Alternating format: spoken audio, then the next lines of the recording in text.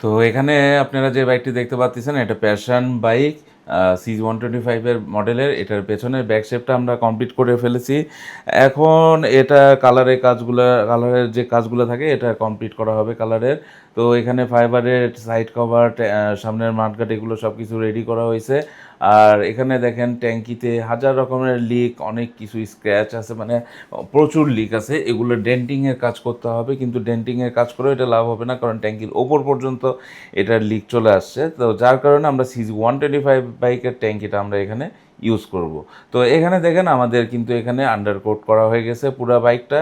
এখন এটাতে black colour হবে, আর সামনের মাডগার্ড এটাই থাকবে, বাদবাকিগুলো সব কিছু চেঞ্জ হবে। তো এখানে দেখি আমরা এখন যে কি কি এখানে আমরা ট্যাঙ্কিটা, সাইড কভার, সামনের মাডগার্ড এবং পেছনের মাডগার্ড এগুলো সব কিছু এখানে রেডি করা আছে।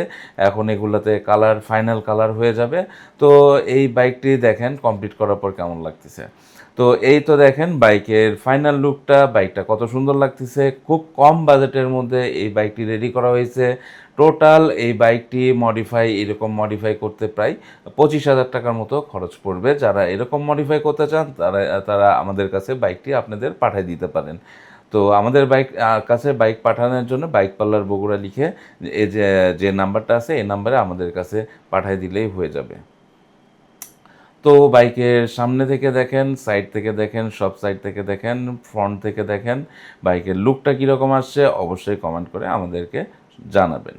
ধন্যবাদ সবাইকে।